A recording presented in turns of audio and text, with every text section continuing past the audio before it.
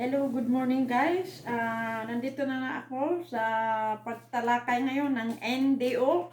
Paano mo gawin at mabago mo ang buhay mo at paano mo gawin ang negosyong online. Dahil dito ngayon is popular na ngayon ay kumikita tayo sa pamamagitan ng online business. At popular ang lahat-lahat nating negosyo ngayon, lalo na sa panahon natin ngayong pandemya. Gumagawa tayo ng kumikita tayo sa business through online. So ngayon ay ano ang mga attitude, ano ang mga bagay-bagay o quality na kung nag-o-online business ka, ano ang dapat natin gawin ngayon? Pag-usapan natin ang NDO. NDO. So NDO is a new distributor orientation. So pag-uusapan natin una-una ay ang attitude. So yan ang yan ang isang bagay na makagawa sa atin ng pagbabago ng buhay natin. Una-una is attitude. Because ang attitude kailangan dapat meron tayong good learning, listening attitude. Yan ang pinakauna-una. Dahil kung hindi tayo marunong makinig, wala tayong alam, kasi ang alam natin mataas ang grado mo, edukado ka na, hindi ka mataos ng profesyon mo, hindi mo na kailangan makinig kasi yun nga, marami ka ng alam. Tama? So dito sa negosyo, kailangan meron tayong good learning, listening attitude. Tanggalin mo dahil dito tayo sa online business, dito tayo sa online nagproseso. So we will process our business through network, social media. So, we must learn to listen sa mga taong nag-uuna sa atin na nakakaalam na sa negosyong ito. Dahil nag-umpisa pa ka man, kahit ano ka pang profession na mayroon ka, kailangan marunong kang makinig. So, kailangan dapat kung sa negosyo ka, dapat sa online business ka, kailangan mayroon kang learning muna. So, bawat mga proseso na pinapasukan mo, kailangan learning ka muna. Pag-aralan mo muna ang bawat bagay para matuto ka. Kasi dito kasi sa negosyo, maraming kahit saan, kahit anong aspeto ng trabaho na meron ka, kailangan meron kang pag-aralan mo muna ang lahat ng bagay. Tulad sa amin, halimbawa, OFW ka, or anong mga work or ina-applyan mo, kailangan meron kang pag-aralan mo muna para ma-master mo yung gagawin mo. So, ganun din dito sa online business. Kailangan pag-aralan mo muna ang lahat ng bagay para ma-master mo rin kung paano mo gawin ang negosyong online. So, good learning, yan kailangan mayroon kang matuto, pag-aralan mo muna lahat, learning at ang good learning, listening attitude. Yun ang marunong din tayong makinig. Halimbawa sa nakakataas sa atin, kailangan matuto tayo makinig sa mga bagay-bagay na itinuturo sa atin. Kung you are already professional o kung ano yung mga edukasyon na natapos mo, kailangan makinig ka rin. Kasi iba yung profesyon na pinag-aralan mo eh. Iba din yung sa networking na to. Hindi mo rin alam kung ano ang mga proseso nito. Kaya kailangan marunong din tayong makinig. So, yan ang pinaka-importante kasi ang matuto kang marunong kang makinig, tapos kailangan empty cup ka. At tanggalin mo yung mga nasa utak mo na itali mo na kasi pag empty cup ka, maraming mga knowledge na uli ang papasok kasi empty na yon. So maraming na knowledge na mapasok sa utak mo kasi nakikinig ka, pinagbuksan mo, tinanggal mo muna yung mga kung ano at sino ka. So, kailangan empty cup tayo para madali mapasok sa isip natin yung mga itinuturo sa atin at gina-explain sa atin at madali natin itong i-master. Second, attitude. Kailangan ang attitude ang pinaka-importante dito. Kasi bakit? Aanhin man natin kung magaling ka makipagsalita, magaling ka mag-invite, magaling ka kaibigan, magaling ka magsalita, at you are very clever to do anything. Kung ang yung ugali ay sablay naman, useless din. Tagalbog ang lahat. Kasi wala nang maniwala sa'yo eh. Walang taong lalapit sa'yo kasi ang attitude mo sablay. Wala, ayaw ko sa kanya kasi napaka-stricta niya yan. Ay, mayabang man yan siya. Ay, ganun siya. So, kailangan ang ating attitude is always tayo friendly, and siyempre, smiling, and of course, ang lahat na nandiyan na sa attitude. Kailangan honest ka, nandiyan na yan lahat. Honesty, mapagkatiwalaan ka ng mga taong iniimbita mo. Lahat ng attitude na meron ka, marunong kang gumalang, marunong kang magrespeto sa mga taong na iniimbita mo. Lalo na pag dumating ang panahon na magiging isang leader ka, kailangan meron kang respeto sa mga taong nasa baba mo. Kasi pag wala kang respeto, wala ang maniniwala sa'yo. Yan ang kasi kung dito sa negosyo ang pag-uusapan natin, ang attitude is 80%. No? 80% ang attitude. Ang skills mo ay only 20%. So total all is 100%. So kailangan pala pinaka-importante ang attitude. Aanihin mo man kung magaling ka, professional ka, or something else. Kung sablay ang ugali mo, wala rin tayong magagawa. So zero tayo. So kailangan i-balance natin ang lahat na kailangan marunong tayo magrespeto at ating muna i-realign ang ating attitude. Tama? So, yan po, guys. Sunod pag-uusapan naman natin sa pangalawa is ang belief. So, kailangan meron tayong pagtiwala sa ating company. Dahil kung ang company natin dito sa Easy Consumerism, meron ng 1,800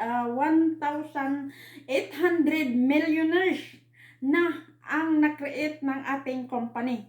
Grabe pa, meron pang coming na magiging millionaire dito sa M Global. So, from zero to success. Grabe, di ba?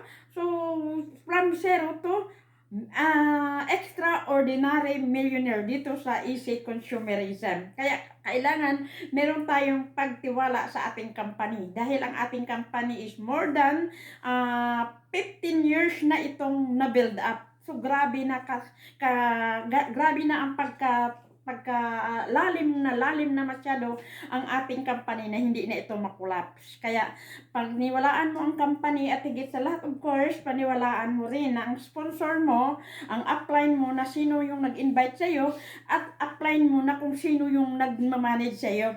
Kasi lahat na ituturo ng upline mo ay para sa kabutihan mo, para hihilain ka patungo sa success na yung hinahanap mo ng heart desires mo. Kailangan meron kang paninipagtiwala sa upline mo at pagre-respeto dahil yan po ay hihila sa iyo tungo sa tagumpay. And of course, paniwalaan din natin ang ating mga product dahil tested and proven po na ito na more than 100 kasakit ang cover nito, 100% na ikaw ay magamot sa mga herbal product dahil ito ay mga selected herbal product na gina-provide ngayon ng ating company. So maraming tao na ang nagbigay ng testimony dahil sa kagalingan na kanilang na-experience kahit major, pinakamalalang sakit at minor na mga sakit at ordinaryong sakit, kayang-kayang gamutin ng ating mga herbal product. Kaya kailangan meron kang tiwala sa product, meron kang tiwala sa ating company, at meron kang tiwala sa upline mo, at sponsor mo na siya ang nag-guide sa iyo tungo sa pag-unlad mo dito sa Easy. Dahil lahat ng mga kasagutan ng heart desires mo, matatagpuan mo dito sa company ito. At siyempre, of course, paniwalaan mo yung ating company, paniwalaan mo ang upline mo, paniwalaan mo ang mga products natin, paniwalaan mo higit sa lahat ang sarili mo, na kung kaya ng iba ay kayang-kaya mo rin. Kaya yun ang aking mai-encourage sa inyo, kailangan meron kang tiwala sa sarili mo, meron kang tiwala sa lahat na ginagawa mo. You always appreciate yourself na you are maganda, appreciate mo rin ang sarili mo na you are handsome, laging nakangiti, laging may pag-asa, at always excited sa darating na mga impact at kasagutan mo sa mga ginagawa mo. Nahirapan ka man ngayon, you will always be excited na makuha mo ang mga pangarap mo sa pamamagitan ng mga effort mo at pagtitiwala mo dito sa company ito. So, yun ang ating belief. Kailangan meron kang belief sa lahat ng bagay. Ngayon, pag-usapan naman natin ang commitment. Pangtatlo, una-una attitude. Next is belief. Ngayon, pag-usapan naman natin ang commitment, pang tatlo. Yan po ang mga quality para mo makuha mo ang success dito sa company ito, sa Easy Consumerism.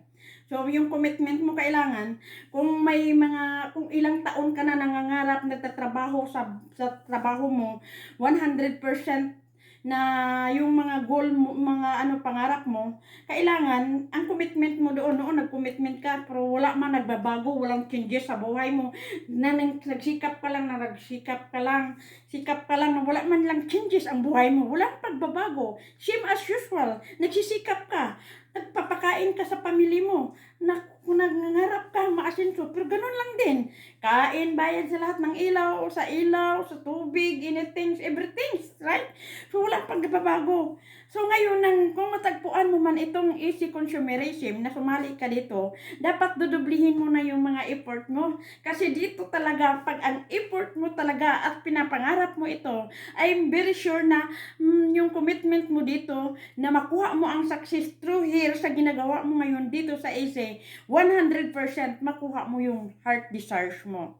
Kung hindi mo man nakuha sa trabaho mo in present, dito sa Easy, makuha mo ito. Like for example, before ako bilang isang OFW, part-time ko lang itong ginagawa, ang M Global, kasi OFW ako, pero full-time attitude naman ako. Wala akong sinasayangan na oras sa aking Facebook.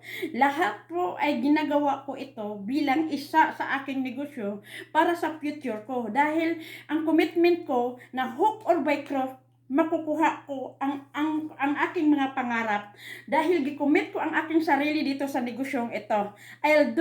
Tatlo lang nga ito do whatever it takes. I'll do my best. I do my best. I do whatever it takes. So dito sa akin, I'll do my best whatever it takes. Kahit anong mangyari, gagawin ko ang lahat kahit anong mangyari dahil I know na ang aking papuntahan ay ang success dito sa Easy Consumerism. So, nahirapan man ako ngayon, but my commitment is, kailangan dudublihin ko pa yung commitment ko na kailangan makuha ko yung mga pangarap ko dito sa Easy Consumerism. So, yun ang commitment mo. Kailangan ang commitment mo, do whatever it takes. Kasi, alam mo na hindi masasayang ang mga pangarap mo dito sa Easy Consumerism. I sure it. Kaya kailangan lahat ng bagay, pag-aralan mo. Pag-aralan mo ang lahat ng bagay kung sumali ka, kahit ano pang mga strategy na or ano pang mga napasukan mo, kailangan meron ka munang learning. Discover the learning before you earn. Learning first before you earn. Kasi pag marunong ka na, master mo na, madali mo na lang ipatakbo ang negosyo mo dito sa Easy Consumerism. Tama? Now, pag-usapan naman natin, ang pang-apat ay pag-usapan naman natin ang discouragement. So, dito sa negosyo, marami kang discouragement. Pa-discourage ka sa mga taong nasa paligid mo, pa-discourage ka sa mga pamilya mo pa mismo, mga kaibigan mo, mga kung sino, pagtawanan ka, ida-down ka, but it's okay. Okay lang yun. Normal lang yung mga discouragement. Kasi maraming mga tao na nag-success dito sa M Global, na maraming taong nagsasucess dahil marami silang discouragement na dinanas. So, normal ang discouragement. Sa lahat ng ginagawa mo, normal po ang discouragement. So, kung na-discourage ka man, it's okay. Kung pinapadiscourage ka sa mga taong nasa paligid mo, it's okay. At least ginagawa mo ang negosyo natin. Kasi normal lang yan. Na-discourage ka kasi ipa-discourage ka. Maraming mga taong magsabi na, ay, ano man yung pinapasukan mo? Wala yan, scam yan eh. Ay, nako, wala yan mangyayari dyan. Tagal na ako dyan. Pero hindi man ako nag-success. Ang tanong, ginagawa ba nila? Hindi. Kaya maraming mga taong nagsasabi na, ay, hindi man ako nag-success dyan eh. Doon man ako noon. Hindi man ako nag-success, ganun pa rin. Ang tanong ko lang sa mga kaibigan ko, sa lahat na nakikinig sa negosyo, sa aking explanation ngayon, ang tanong ko, ginagawa mo ba? May commitment ka ba sa negosyong pinapasokan mo? I think nothing, right? Wala kang tiwala. You have no belief in yourself and our company. That's why walang nangyayari sa buhay mo. Kaya umalis ka dahil hindi mo pinag-aralan ang negosyo mo. So, kailangan, if somebody will give you discouragement, it's okay. Let them. Give it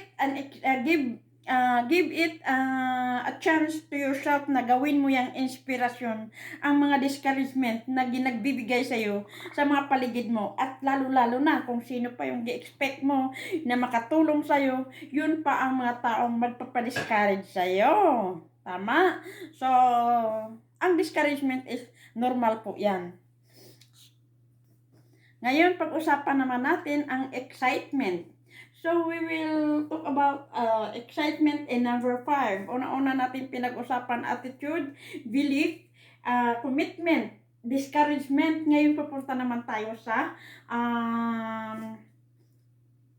magpunta na naman tayo sa excitement. So, dito sa easy, sa ginagawa mo ngayon, kailangan lagi kang excited.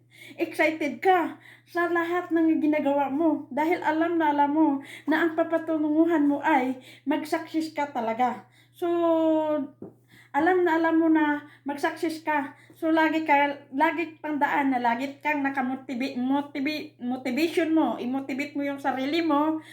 Sa lahat na makikita mo na ma-discourage ka, tapos may nababa na i-motivate mo yung sarili mo na nakikita mo yung mga taong yumaman. Kung kaya nila, kaya mo rin. Yan ang i-motivate mo sa sarili mo. Lagi kang nakangiti, lagi kang nakasmile, lagi kang masaya, at always you love to your work. Kung anong man yung pinapasukan mo, mahalin mo yan. Kahit maraming mga taong magpapadiscourage sa'yo sa paligid mo, wala lang yun sa'yo, wala lang yun dahil, bakit? Love mo ang ginagawa mo. Love mo ang negosyo mo dito sa Easy Consumerism. Dahil ikaw mismo nakakaalam na ang pinasukan mo, ayun ang makapabago sa buhay mo. But before everything na nagmahal ka, minahal mo yung trabaho mo, don't forget to call God. Dahil siya ang mag-guide sa iyo at siya ang magbigay sa iyo ng lakas. Dahil alam mo, alam natin nating lahat. The sources of everything is our God. So we are always excited. Dahil kung ano yung mga ginagawa mo, alam mo na yung papuntahan mo ay success. So hindi mo pagsisihan ang lahat. Ngayon, pag-usapan naman natin ang focus. So, yun ay ang pang-anim, focus. Maraming mga taong napifail sa negosyong ito dahil nadali silang masilaw. Madali silang masilaw sa mga bagong company. Mayroong mag-i-invest sa kanila, sasabihin, ay dito kasi madali ka lang makikita dito kahit hindi ka magtrabaho, mayroon kang income na darating sa'yo 1K, anything, ipapa-encourage sila na mayroong malaking agad-agad na income. So, madali silang masilaw sa mga bagong company na kanilang mamimit. So, kailangan nakapokus ka sa negosyo mo. Kasi, pag hindi mo yan ipopokus, kung marami kasi talagang nape-fail kasi ang iba, hindi pa kontento. Kailangan kasi nila agad-agad, automatic. Gusto nila agad-agad kumita. Gusto nila agad na sumasakay sila sa elevator para dali silang makaabot sa taas. Pero ako, it's very better na magdaan ka sa hagdanan. Kasi step by step, di ba? Step by step, pag mag-akyat ka sa hagdanan, step by step ka hanggang makarating ka sa taas. Yung mga iba kasi, gusto nilang sumakay sa elevator para madali silang makaabot sa taas. We will compare that about the business. So, kailangan makapokus ka. Kasi kung nakapokus ka sa isang negosyo, kasi pag halimbawa ngayon ay nagtrabaho ka nitong global mo, tapos mayroon kang naman na-meet na bagong business, na bagong company nag-share sa'yo, ay natisilaw ka agad na, ayan, malaking agad-agad ang sahod ko dito. Kahit hindi ako nagtatrabaho, mayroon na agad akong income na more than 100K or else na ipapasilaw sa kanila. Madali silang masilaw. So, maraming napifail kasi nahahati yung oras nila sa kanilang nahahati ang oras nila doon sa isa, tapos dito sa isa, kaya failure ang labas nila kasi hindi sila nakapokus, wala silang laser focus. Kaya kailangan kung nahahati kasi yung oras mo, kaya kailangan kung dito ka sa Easy Consumerism na lang, i-focus mo in one direction. Kasi, para hindi ka na lumingon. Kasi pag tulad natin ngayon, maglakad ka sa masabi mo na, ay, ang tagal naman dyan, tagal-tagal ko na, hindi naman ako nag-success kasi hindi mo man ginagawa, wala kang focus, hindi mo pinag-aralan, wala lahat. You are failure. Failure ka. Pag invite naman sa iyo ng ibang company, sumali ka na naman doon, ay, in-invite kasi ako doon, nalilito naman yung utak mo kasi iba naman ang system doon, iba ang system ng M Global. 100% guys, the system of M Global is a very, very good. Pinakamaganda ang sistema ng M Global at ang marketing plan ng Easy Consumerism. Kaya kailangan mo sana ito pag-aralan. Kailangan mo itong i-learn. Kailangan kang makinig. Kailangan kang magiging good learning listening, no? Kailangan meron kang attitude na meron kang focus dito sa negosyo mo. So, focus mo in one direction. Pag nakapokus ka sa isang direction, I'm sure that you very fast to arrive you very fast to reach your goal. Dahil yun nga, nakapokus ka. Kasi pag hindi ka nakapokus, lumilingon-lingon ka pa, nahati na yung oras mo, na-delete tuloy yung success na pinapangarap mo. So, you must be learn to focus all your work, your plan, and your ambition. You must be focused sa lahat ng bagay para madali mo makuha ang success mo. Madali mo makuha yung heart desires mo na gusto mong mag-success at pinapangarap mong magyaman dito sa pinapasukan mong negosyo. Focus in one direction. Huwag ka nang matintid. Don't entertain another company if you are already a member here in AC. Kailangan nakapokus ka lang sa isa. Huwag ka nang halimbawa ngayon, mahirapan ka. Halimbawa may dalawa kang sasakyan. It's too hard kasi bakit? Hindi mo naman madrivean yung isa. Dito ka naman sa isa magdadrive. Hanggang magdadrive ka, pupuntahan ka, dalawa ang dalhin mong sasakyan. I-stop mo muna doon, babalikan mo naman yung isa. Hanggang madili ka doon sa pupuntahan mo. So maraming nafe-failure dahil wala nga silang focus. Huwag kang masilaw sa mga sinasabi agad na advertisement na yan, ganyan. Pag nakapasok ka na dito sa company ito, focus mo na ito. One direction. Ang site mo is your one direction only na matabot mo na yung papatutunguhan mo. Yan ang pinaka-importante guys. Now, ngayon, pag-usapan naman natin ang last, number 7, goal setting.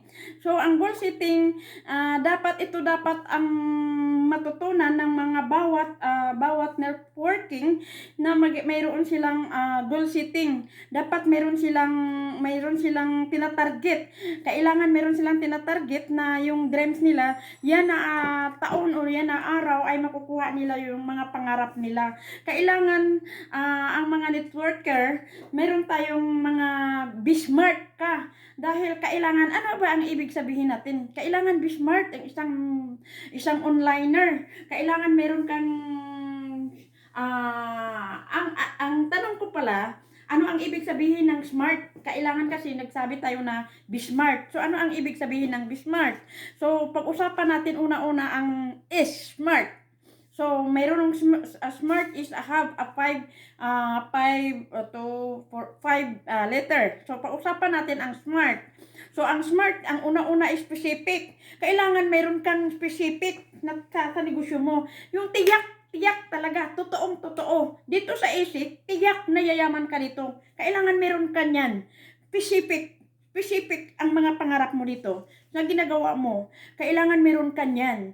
At kailangan ka rin, meron ang sunod is, pausapan natin ang measurable. Kailangan, ang measurable is, masusukat mo talaga yung mga pangarap mo. Kasi dito, pag meron ka lang pinagtiwalaan mo ang negosyong ito at ginagawa mo ito, dahil nangangarap ka talaga, dahil meron kang attitude na be smart, dahil alam mo yung specific, alam mo na ang smart bilang isang online networking na tiyak mo na dito sa issue na pinapasukan mo ay makukuha mo yung mga pangarap mo, your heart desires. So, kailangan meron kang specific. Nakikita mo na dito sa pinapasukan mo. So, next is measurable. Kailangan masusukat mo ang lahat mong mga talent, lahat mong mga pagsisikat, mga effort mo. Masusukat mo dito na hindi masasayang ang lahat mong mga pagsisikap. Dahil nasusukat mo na talagang totoong yayaman ka at kumikita ka ng todo kung ito ay iyong pinagsikapan. Ginagawa. Pag ginagawa mo ito, talagang nasusukat mo na kikita ka dito. So nakikita mo, measurable, right? So next is ang attainable, smart, attainable. Kailangan meron kang makakamit mo. So attainable, yung lahat mong mga ginagawa ngayon ay makakamit mo talaga. Makakamit mo, guys. Makakamit mo ang mga pangarap mo dahil nakikita mo na yung vision mo makukuha at maabot mo dahil meron kang attitude of smart. So now, yan attainable. So kailangan mayroon kang makakuha natin na makamit mo talaga yung mga pangarap mo. So we will talk about again R. So na pag-usapan na natin yung smart, specific, measurable, no, masusukat, specific, tiyak, measurable, masusukat, and attainable is makamit mo talaga ang mga pangarap mo dito sa Easy. And now we will talk about realistic. So, makatotohanan. Kung ikaw ay isang online business dito sa Easy Consumerism, makatotohanan lahat ang mga ginashare mo sa mga tao. At unang-una, you are not scam. Dahil ang mukha natin, pinapakita natin sa social media, kung makikita natin yung iba na nagpapakita sila ng kanilang mga income, nag-a-attraction sila, dahil totoo po yan. Totoo, hindi naman yun pagyayabang, kundi ginashare lang sa inyo para kayo, gagawa din kayo at gawin nyo rin para sa sarili nyo, para makuha nyo rin yung mga pangarap mo na mabago ang buhay mo, to change your life. So, kailangan meron kang realistic, no? Makakatotohanan ka, magpakatotoo ka bilang isang tao at online business dito sa Easy Consumerism. Yan ang ating smart. And then the last one is we will talk about time-bounded. So, kailangan mayroon kang palugit. Meron kang palugit, time-bounded. Meron kang paglugit sa pagkuha mo ng mga pangarap mo. Tulad ng iba kasi, maraming mga online business, lalo na dito sa Easy Consumerism, kung yung makita, meron silang mga sasakyan. Ang iba nagdudubli-dubli na nagtatriple na ng bili ng mga sasakyan nila. Pag yung uso, binibili agad nila dahil nga sobra-sobra na yung mga pera nila. So, grabe. So, paano mo kailangan? Meron kang palugit, time-bounded sa mga pangarap mo. Pag pumasok ka na dito sa Easy Consumerism, kailangan meron kang time-bounded. Like for example, for me, I will give an example. I think kami sa 2022, makabili na rin ako ng sasakyan. Sa 2022, June, ganun. Gipalagyan mo ng palugit na on the time makukuha ko ang aking mga pangarap. Yan. Kaya ang smart. So, kailangan ang smart, kailangan realistic, measurable, attainable, specific, measurable, attainable, realistic, and time-bounded. Yan po guys, ang ating NDO. NDO is a new distributor orientation. Yan po ang aming tinuturo sa lahat ng mga onliner dito sa Easy Consumerism para makuha madali yung mga pangarap mo. Your vision and your mission is to help people and to build people. That is the vision and mission of Easy Consumerism, to build millionaire here in Easy Company.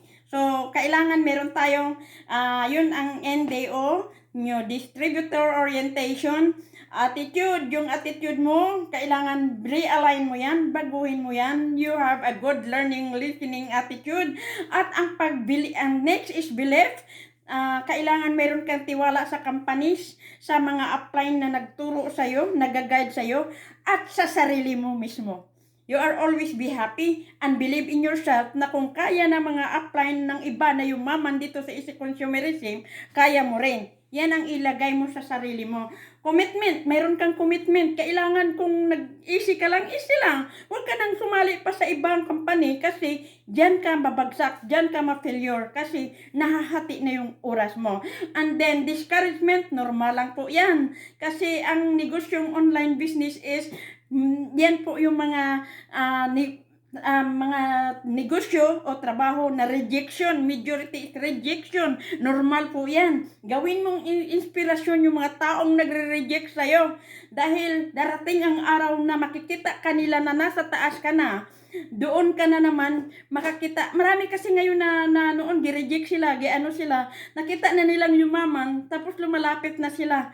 So, lumalapit na sila, ay tulungan mo nga ako. Ano ang sagot ng mga ibang yumaman? Di ba noon, di-invite kita pero ayaw mo, hindi ka maniwala. Ngayon, lalapit ka sa akin. So, huwag mong intayin na mangyayari yan sa'yo. And then, discouragement, normal lang po yan, no? So, kailangan sa easy consumerism, kung member ka na ngayon, be excited, lalo na pag nag-e-effort ka. You are always excited na yayaman ka dito sa easy consumerism. Yung mga ginagawa mo ay hindi masasayang. Yayaman ka dito sa ginagawa mo ngayon. Kailangan excited ka. Nakapokus ka, kailangan focus ka lang in one direction. Huwag mo nang i-anuhin pa yung sarili mo sa marami pang mag-encourage sa'yo na dito kasi maganda dito, malaki ang income dito, diyan matagal, mabagal. Okay, mabagal nga siya, pero pag makarating ka na sa destination mo, forever naman din yun. Kasi namumunga na yun eh.